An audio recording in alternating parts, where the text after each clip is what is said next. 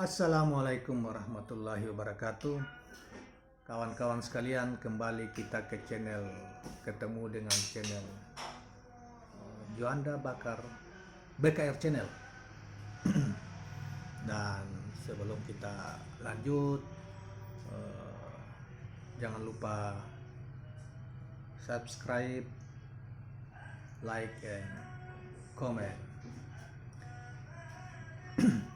Saudara sekalian, seperti yang pernah saya kutip pernyataan dari Profesor Dr. Nurholis Majid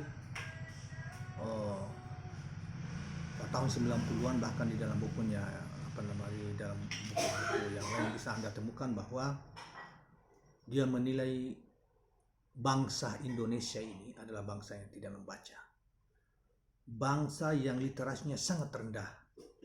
Bahkan ada sebuah informasi menyatakan bahwa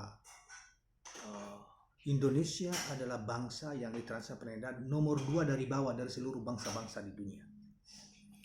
Ini memang sangat kontroversial, di mana Indonesia adalah penduduk Muslim terbesar di dunia dan penduduknya terbesar penduduk mayoritas Muslim. Tetapi dalam soal, bukan sebetulnya dalam banyak hal lemah, tetapi dalam soal semangat untuk mencari ilmunya atau literasinya sangat rendah. Padahal di dalam Al-Quranul Karim jelas banyak ayat mengatakan, tetapi satu ayat saja yang sangat populer yang sering kita tahu dibawakan oleh para pendakwah, yaitu ayat yang menjelaskan tentang kedudukan orang-orang berilmu di dalam Islam. Di dalam Islam, Allah menyatakan bahwa akan mengangkat derajat berbeda. Jadi derajat orang-orang berilmu jauh lebih tinggi daripada mereka yang tidak berilmu, dan mendapat perhatian, mendapat kemuliaan di sisi Tuhan bagi mereka yang ditinggikan derajat karena mereka memiliki pengetahuan yang tinggi, terutama pengetahuan yang berkaitan dengan bagaimana mengenal Sang Penciptanya. Nah, demikian juga di dalam hadis-hadis Nabi yang juga banyak dipesankan bahwa seorang Muslim, ilmu itu khazanah orang Islam. Jadi dimanapun berada harus dipungut, diambil. Atau dikatakan bahwa orang Islam itu sejak lahir sampai ke liang lahat dia dituntut, dianjurkan supaya selalu dalam proses pembelajaran untuk mendapatkan pengetahuan. Bahkan di dalam hadis yang juga sangat populer dikatakan bahwa jika seseorang dalam kehidupan ini dan nanti setelah kehidupan dunia ini ingin sukses di dunia ini dalam urusan-urusan kehidupannya, harus dia memiliki pengetahuan, ilmu. Yang kedua, jika dia sukses secara spiritual atau nanti setelah matinya di kehidupan akhirat sana juga harus dengan ilmu. Dan jika dia ingin dua-duanya sukses di dalam kehidupan dunia ini maupun setelahnya juga harus dengan ilmu. Nah, yang ironisnya